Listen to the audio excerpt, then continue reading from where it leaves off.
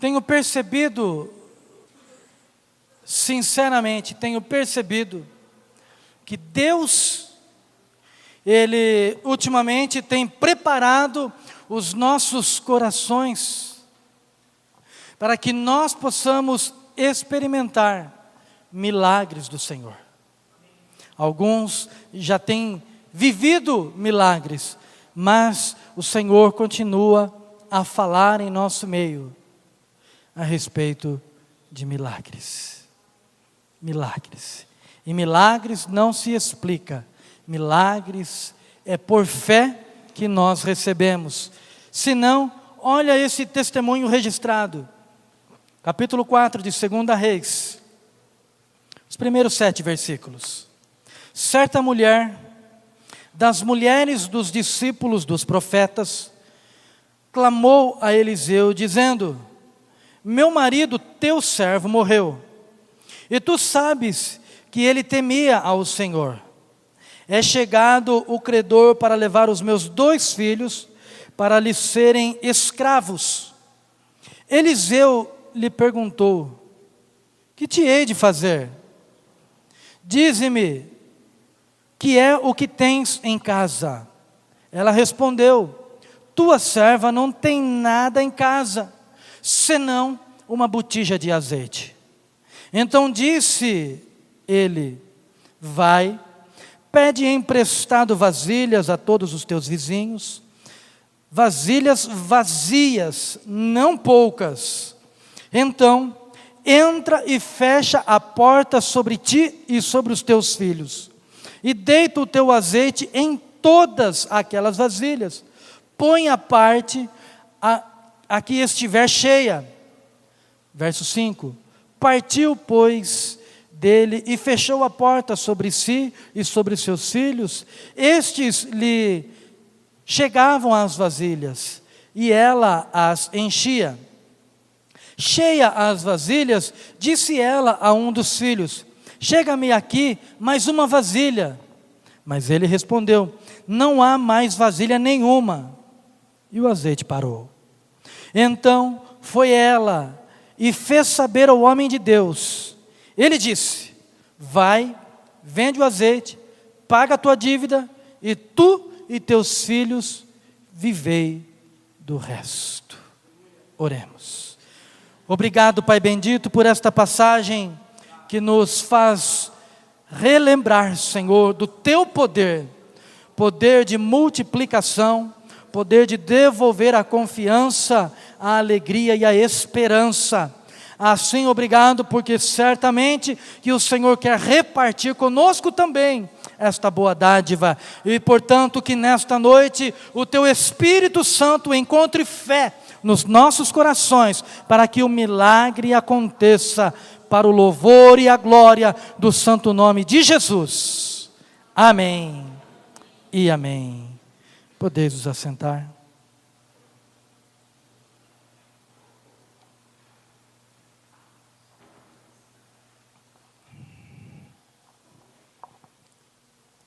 Graças a Deus.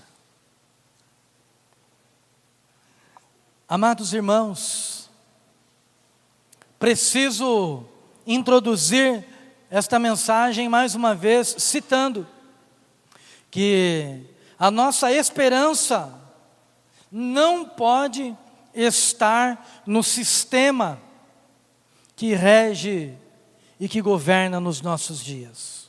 Não pode. É de suma importância que você seja relembrado desta verdade, mais uma vez nesta noite. Porque assim nós vemos a história desta viúva, que o seu nome não é nem escrito, apenas o registro de uma viúva. Não que ela não fosse importante, mas tamanha a importância desta mulher, que Deus interveio na sua situação. Pode ser que você não seja alguém de renome, alguém de destaque no meio da sociedade. Talvez você tenha se sentido até mesmo esquecida ou abandonada, ou então até mesmo esquecido e abandonado. Mas a palavra do Senhor nos garante hoje, através deste testemunho registrado, de que sim, você tem importância para Deus. Hoje, em se falar mais uma vez de um culto da família, é muito importante nós olharmos e observarmos atentamente o quão é importante a família. Por mais que tenha acontecido alguma tragédia e a família não esteja mais composta como deveria de estar assim composta. O natural ou normal deveria de ser o marido, esposa e filhos. Ou então, avô, pai, mãe, filhos, netos, sobrinhos, tios, enfim. Mas nós vemos que a tragédia entrou nesta família. E ninguém, absolutamente ninguém, irmãos, não posso mentir diante do Senhor ao qual estou. Ninguém, absolutamente ninguém, está impedido de passar por dissabores nesta vida. Ninguém. Por isso que o próprio Mestre Jesus disse, Evangelho de João 16:33, estas coisas vos digo, para que em mim tenham paz. No mundo tereis aflição, mas tende bom ânimo, pois eu venci o mundo. Que mundo? O sistema cruel e corrupto. A Bíblia não nos diz se este homem simplesmente morreu de causas naturais, mas dá-se a entender que sim. Mas é bem verdade que o povo desta época estava enfrentando um momento muito difícil. E agora, embora esta família fossem servos de Deus, veja que esta mulher procura o profeta Eliseu e diz para o profeta: meu marido, teu servo morreu, e tu sabes que ele temia a Deus, ou temia ao Senhor.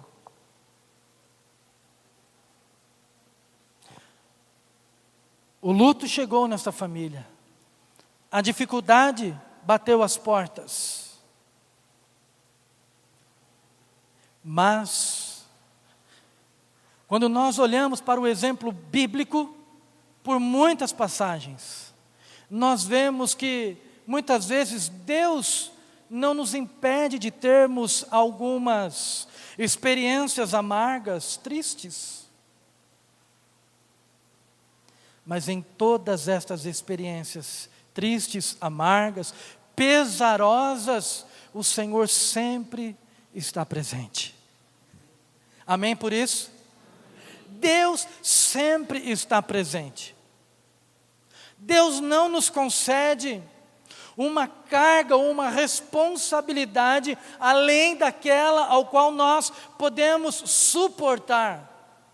Junto com toda a adversidade, junto com todos os problemas e reveses da vida, o Senhor sempre se manifesta àqueles que humildemente se reportam a Deus, que humildemente confiam em Deus, até mesmo sem entender.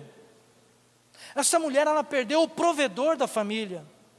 Essa mulher, ela perdeu um homem que era servo de Deus, era um discípulo de profeta, um aprendiz de pastor nos nossos dias. Se assim fosse. Mas o fato é, Deus, do meio do caos, ou no meio do caos, o Senhor, Ele manifesta de forma poderosa. Forma poderosa. E foi assim que aconteceu com esta mulher. Mas nos nossos dias, nós vemos pessoas passando sim por caos, por dificuldades tremendas.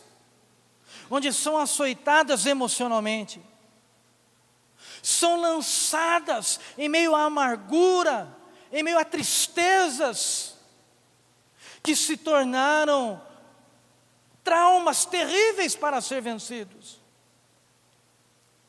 Mas é bem verdade que a gente vê um povo que também não consegue encontrar essa graça ou esse benefício de Deus, porque o ser humano muitas vezes é tentado a simplesmente a reclamar, ou achar que Deus não existe, ou então a amargar de tal forma que, ao invés de buscar em Deus e buscar nas coisas que são santas e sagradas a Deus, a resposta, o auxílio, o socorro, a capacidade, acabam, infelizmente, falando de suas vidas para pessoas que não têm nada a oferecer. Quando nós devemos de abrir o nosso coração para pessoas que são certas, pessoas que são direitas, pessoas que têm fé, pessoas que têm algo a acrescentar a nós, e não pessoas que vão sentar conosco no chão e procurar eleger culpados. E quando não encontram pessoas para acusar, então começam a acusar a Deus e dizer assim: se Deus existisse, não teria acontecido tamanha tragédia. Ou o que fizemos para então receber de Deus tamanho azar. Nós não podemos querer nos privar de experiências. Aliás, as experiências mais profundas, as experiências mais verdadeiras, nós as temos nos momentos de maiores desgostos e de traumas. Ainda essa semana, ao ouvir um de nossos pastores, refiro-me à minha liderança do estado de São Paulo, sabiamente o pastor Luciano disse, e eu ainda disse a um santo varão quando chegou, porque ao olhar para os seus olhos me lembrei: a idade não nos amadurece. O que nos amadurece são as experiências que nós temos. É bem verdade que as experiências amargas, tristes e pesadas, elas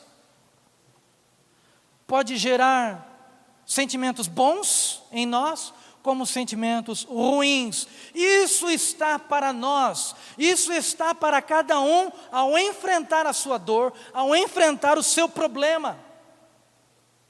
E felizes, muito bem-aventurados são aqueles que, ao passar por momentos em que a fé é provada, passam olhando para Jesus, passam olhando para os céus, como disse o salmista no Salmo 121, elevo os meus olhos para os montes, de onde me virá o socorro? E ele mesmo responde à sua pergunta retórica: o meu socorro vem do Senhor, que criou os céus e a terra. Portanto, amados irmãos, o socorro não vem do sistema, o socorro não virá de um novo presidente, de um novo governador, de novos senadores, de novos deputados. Não virá. Devemos de cumprir o nosso papel de cidadãos, devemos de cumprir, sim, mas nós, como bons cristãos, nós devemos de entender que tudo vem do Senhor. Tudo que é de bom procede de Deus, assim está escrito. Mas veja que tragédia. Além da viuvez que chegou na família desta mulher, a família estava passando por momentos financeiros difíceis. Olha se não é parecido com os nossos dias. Não pense que isso é novo, irmãos. Sempre existiu o problema da falta de dinheiro, o problema da falta de saúde, o problema do luto. São problemas que, desde que o pecado entrou na humanidade, desde que o pecado corrompeu a humanidade, infelizmente coisas ruins acontecem. Por isso é que nós devemos de estar apegados no Supremo Criador. Nós devemos estar confiantes de que do Senhor virá a boa resposta ou a melhor saída. Além do luto, então os credores, porque este homem estava devendo a algumas pessoas, e neste tempo, quando alguém devia e não podia pagar, a família tinha a obrigação por lei de dar os seus filhos para trabalharem por 7 anos como escravos. 7 anos. O luto, a falta de dinheiro, a falta de compreensão do credor. Pois imagina, tamanha falta de temor, falta de amor, falta de compreensão, ao ver uma mulher passando pela dor do luto, ainda este homem ou estes homens vêm para tomar o filho desta mulher. E a viúva nunca foi bem vista no contexto judaico. Nunca foi. Aliás, assim como nos dias de hoje, os amados irmãos que se aposentaram sabem o quanto isso é terrível. Passaram a sua vida inteira produzindo, deram o seu melhor para que então a nação acontecesse. A nação melhorasse, é claro, pensando na sua família, pensando no bem-estar, no comer, no beber, no lazer, enfim, óbvio, pensando nessas coisas, mas como bons cidadãos, pagando seus impostos, produzindo para que o país crescesse. E depois, quando chegam na aposentadoria, ou no tempo de aposentar-se, como é difícil! Ou então, depois que se aposentam, o salário de todo mundo sobe, o salário do aposentado não.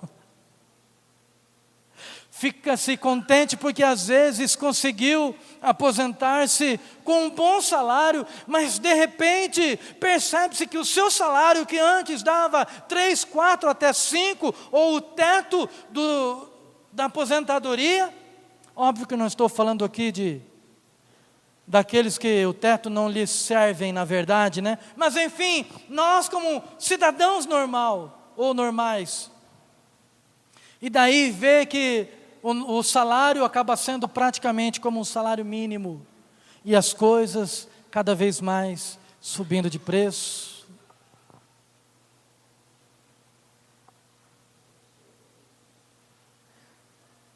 Mas quando é chegada a hora desta tragédia secundária na vida desta mulher, de seus filhos serem levados, então esta mulher, ela toma a melhor de suas atitudes: consultar o homem de Deus. É sempre um hábito, por isso que até nos dias de hoje o Senhor levanta homens e mulheres para pastorear a igreja de Deus, para cuidar da igreja de Deus. Projeto de Deus passa pela igreja. A igreja é muito importante. Só quem vive o contexto de igreja é que consegue vivenciar o melhor de Deus. Onde um ajuda o outro, um ora pelo outro, e então a liderança, homens e mulheres, sempre dispostos a ajudar, a incentivar, a aconselhar, a operar milagres. Que Deus faça da nossa liderança neste lugar com tamanha autoridade, que diante da necessidade, não nos neguemos a orar ao Deus dos céus, não nos neguemos a profetizar a provisão, o milagre e a bênção que as famílias precisam. Que em nossos corações não habite a covardia. Aliás, já está escrito que nós não recebemos um espírito de covardia. Não. Mas um espírito de intrepidez e ousadia para profetizar, para operar milagres, como bem está registrado no Evangelho de São Marcos, capítulo de número 15, aliás, 16, 15. Em diante, milagres acontecendo. Mas aqui tem algo que, ao lermos o versículo 2, Eliseu perguntou: que hei de te fazer? Entenda uma coisa, nem sempre o homem de Deus, a mulher de Deus, tem uma resposta imediata, nem sempre. Aqui eu quero desmistificar também algumas coisas, porque não funciona do jeito com que, infelizmente, algumas pessoas têm ensinado e pregado.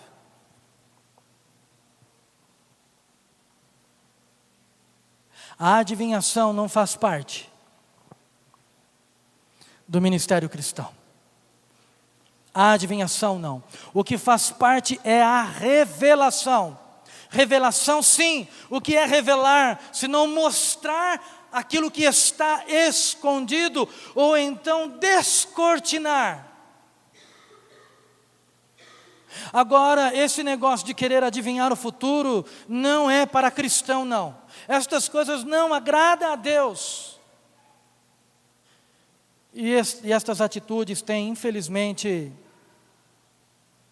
arrebanhado muitas pessoas que depois se frustram, porque tem muitos homens e mulheres que têm dito ou falado em nome de Deus e não é Deus falando. Se um dia você ouviu alguma palavra que disse ser profética e que era da parte de Deus e não aconteceu, não se frustre com a sua fé, não se frustre com o teu Deus, não se frustre. Tenha misericórdia do profeta, tenha misericórdia daquele que falou e não aconteceu.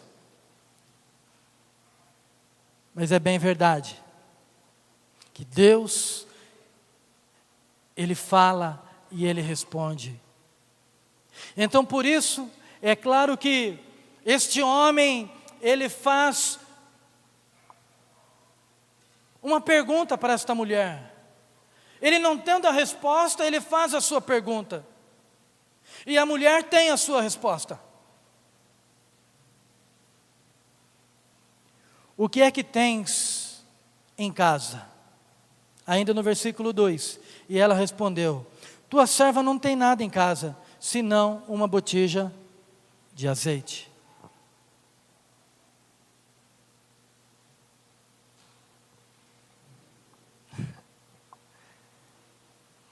Às vezes nós pensamos que não temos nada.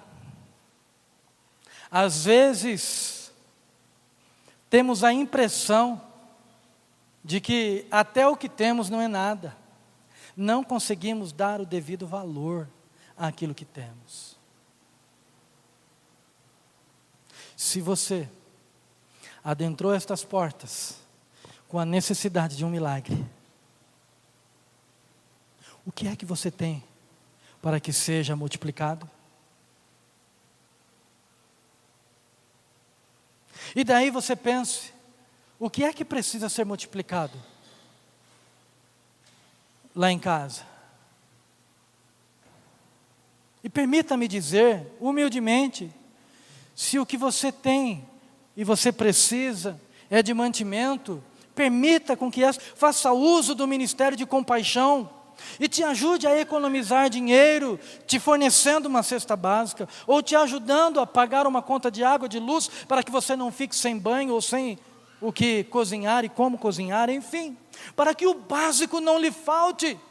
O Senhor tem dado provisão e queremos ser igreja, trabalhar como igreja, produzir como igreja. Ora, se não, Não é para isso que os dízimos e ofertas nós trazemos diante da casa do Senhor? Mas é claro, se então a tua necessidade, ela é tão grande,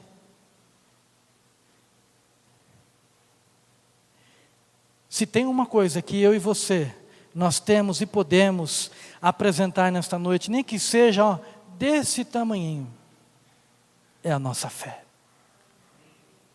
A nossa fé. Apresenta a tua fé. Fé é confiança. Fé é confiança. Fé é crer sem duvidar. Fé. Tamanha a sua fé, seja até mesmo que te dê então a condição de se expressar diante de Deus na sua oração. Se necessário, ainda sem dizer, como aquele homem que pediu um milagre para Jesus: tem misericórdia, me ajude na minha pouca fé.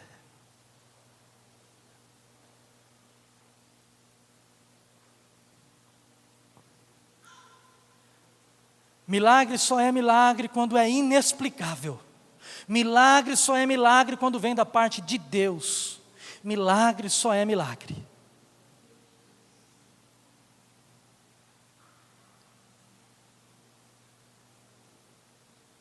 E o que dizer dos nossos dias, principalmente assim, nesta área emocional, na área financeira e profissional, se não estamos passando por dificuldade? Quem no nosso país não está?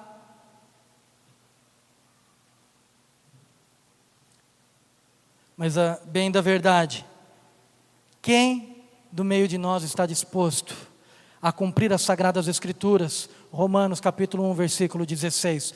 Mas o justo viverá pela fé. Se for para nós vivermos como a humanidade vive, sem eira e nem beira, sem ter no que se apegar, ou quando se apega são em coisas que são transitórias, passageiras, se não frustrante.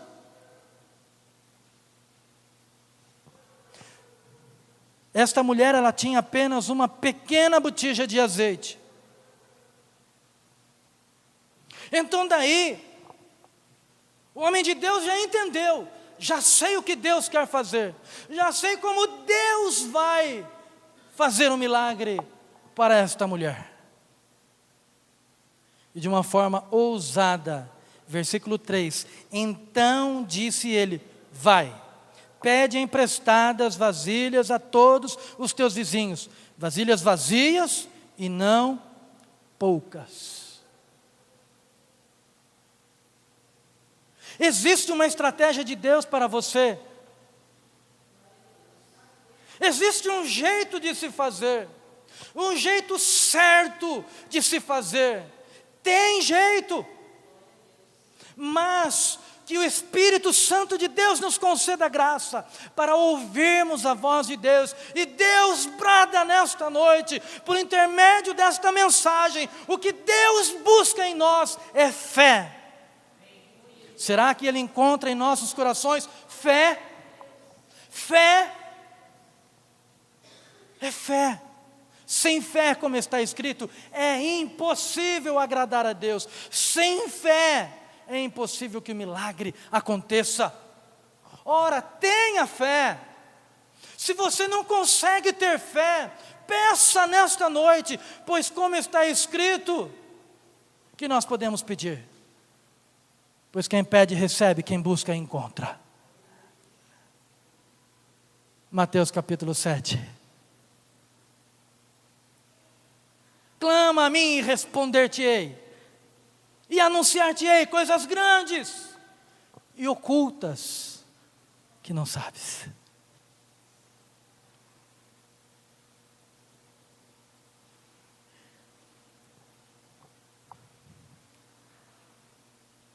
Existe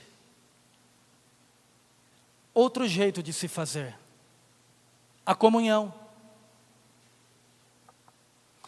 A amizade ela é muito importante. Se essa mulher não tivesse amigos, e entenda-me bem, não é porque o teu amigo não pode te servir que ele deixou de ser o teu amigo. E é muito triste quando nós estendemos a mão para uma pessoa, a pessoa nos tem como amigos, só que daí a pessoa quer mais, e então você fala, olha, não dá, e daí a pessoa fala, ah, mas espera aí, que amigo que você é? Como é triste sermos usados, como é triste percebermos que estão querendo somente nos usar, e depois, como é triste. Mas essa mulher que tinha uma boa comunhão com seus vizinhos, então ela sai, ela pede vasilhas, não poucas, muitas vasilhas, porque a fé pede que seja isso. A fé pode ser pouca, pode ser pequena, mas a fé traz até um senso de loucura aos olhos daqueles que não entendem. Vasilhas e não poucas. Outra coisa, no versículo 4 agora, então, entra e fecha a porta sobre ti e teus filhos, e deita o azeite em todas aquelas vasilhas, põe a parte a que estiver cheia. Lembro-me também da multiplicação, ou multiplicações, porque foram 2 vezes que o mestre multiplicou pães e peixes. Multiplicação só pode acontecer quando nós apresentamos alguma coisa diante de Deus. Você precisa ter alguma coisa para apresentar diante de Deus.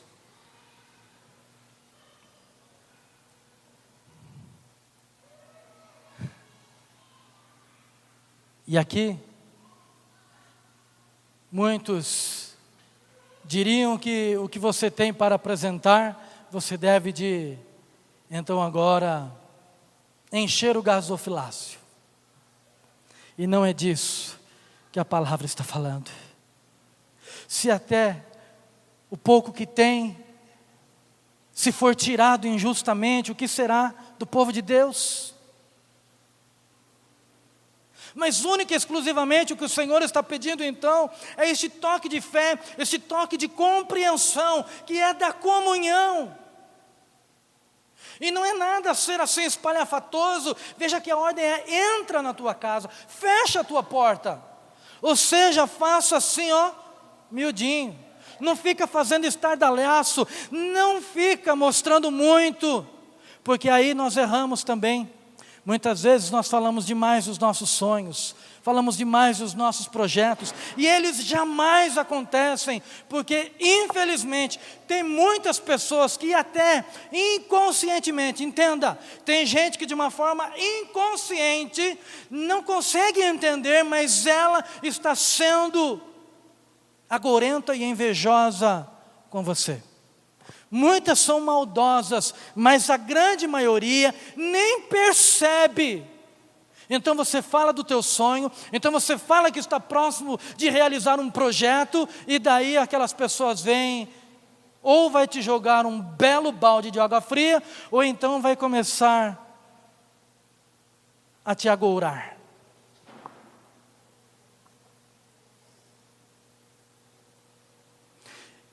E isso é um cuidado que nós temos que ter nos nossos dias. Não estou dizendo para que você tenha medo de sonhar e de projetar, não. Mas deixa com que o teu projeto de fato aconteça, se realize, para que então todos vejam e você possa glorificar a Deus. Não fale para qualquer um, ou conte para aqueles que de fato você sabe que vai te ajudar em alguma coisa.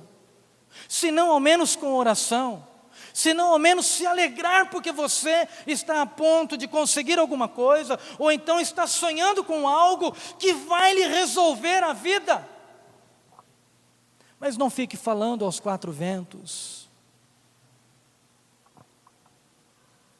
Mas sobre isso vou falar semana que vem. Agora, você precisa, a fé, ela tem que ter ação.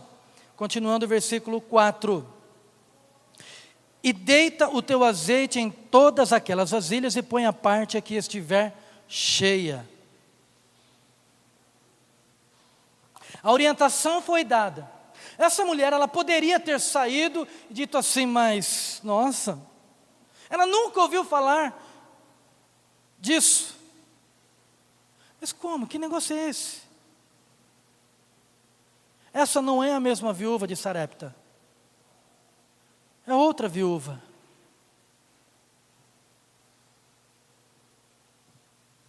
E agora, ela poderia pensar, esse homem está maluco, esse homem está fora da casinha.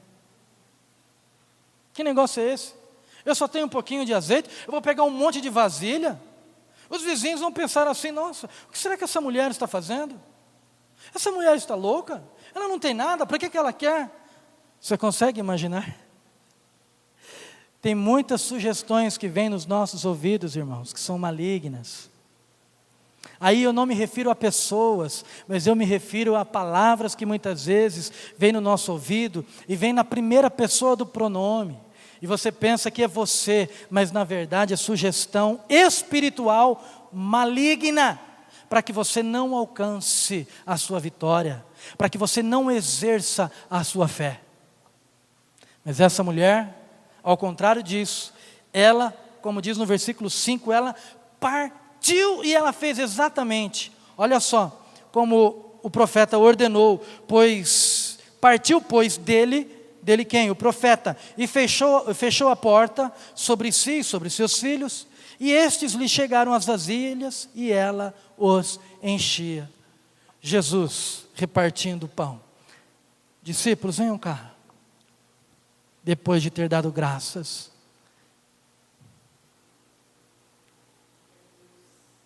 agora vocês vão e sirvam, e cada um deles, 5.000 homens na primeira multiplicação, fora mulheres e crianças, sendo alimentados com 5 pães e 2 peixinhos.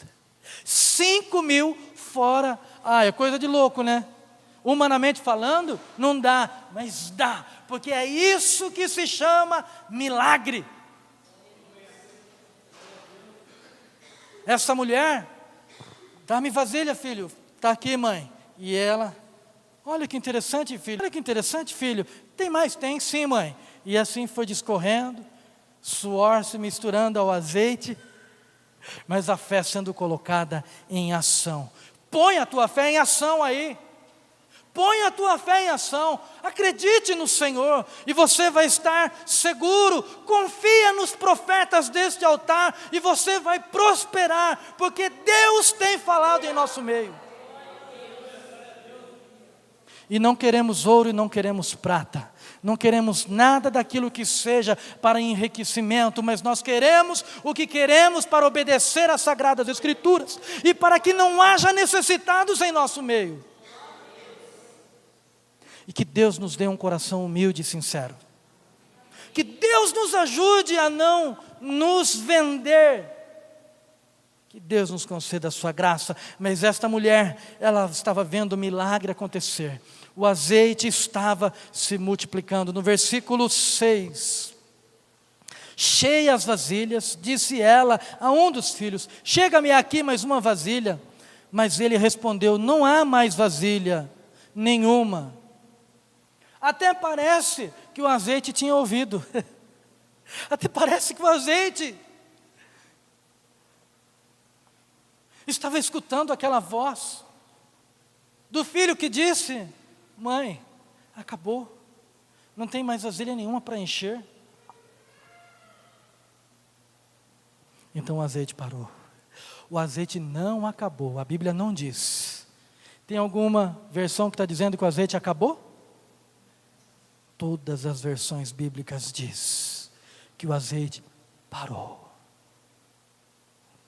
Ele parou de ser derramado nas vasilhas daquela viúva, mas ele continua sendo derramado em nossos corações. Azeite simboliza unção. Unção significa capacitação. Ei, entenda uma coisa, você vai conseguir. Quem foi que disse que não ia dar certo? Onde é que está aquele que disse que os teus sonhos eram loucuras, que os teus projetos eram inatingíveis? Onde é que estão esses? O azeite não acabou.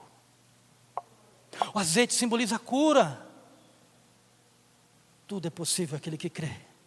Seja conforme a tua fé. Seja conforme a tua fé. Tudo é possível àquele que crê. Porque o azeite continua sendo derramado nesta noite.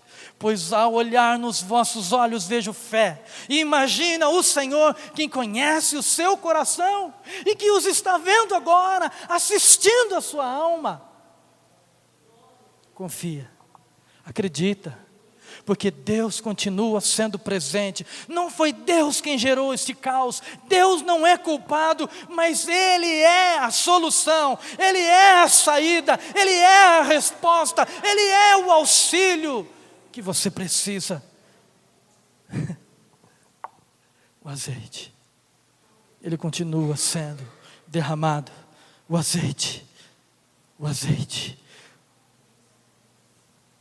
que renova, que restaura. Por fim, então foi ela e fez saber o homem de Deus, e ele disse: vai, vende o azeite, paga a tua dívida, e tu e teus filhos vivei do resto. O homem de Deus não disse assim: quanto é que deu o negócio aí? Vem cá, deixa eu pegar minha calculadora aqui, para ver a parte aí que me cabe, para ver aquela parte que cabe então aí. Gente, como tenho dito, Jesus dos crentes, que negócio é esse? Que ensinamentos são esses? Já não basta o leão que nos, sem pedir, já dá a sua mordida? Ainda tem esses que se levantam em nome de Deus para morder a nossa família, a nossa finança, verdadeiros gafanhotos, destruidores. Não patrocine estas coisas. Não patrocine a fé egoísta. Não sustente estes homens e mulheres que fazem comércio da fé. Não sustente. Mas lembre-se, ainda existem homens e mulheres que são servos, que são filhos verdadeiramente da luz e que falam em nome de Deus. E esses, ao olharem para as suas vidas, vocês saberão quem são. Então você poderá acreditar e confiar. E daí, também, o teu amigo, o teu vizinho, todos serão abençoados. Vivei do resto. Você não vai precisar mendigar. Você não vai precisar. Esquece isso. Repreenda esse pensamento da tua cabeça. Existe uma unção de multiplicação nesta noite. Existe uma unção de fé nesta noite. Existe graça de Deus sobre as nossas vidas, que jorra desse altar, porque o Espírito de Deus tem falado. Obrigado, Jesus. Humildemente, obrigado por esta graça. Não sou digno, Senhor. Não sou digno, mas muito obrigado, porque Tu me guardas para ser pastor destas almas. Tu me guardas. Tu me guardas.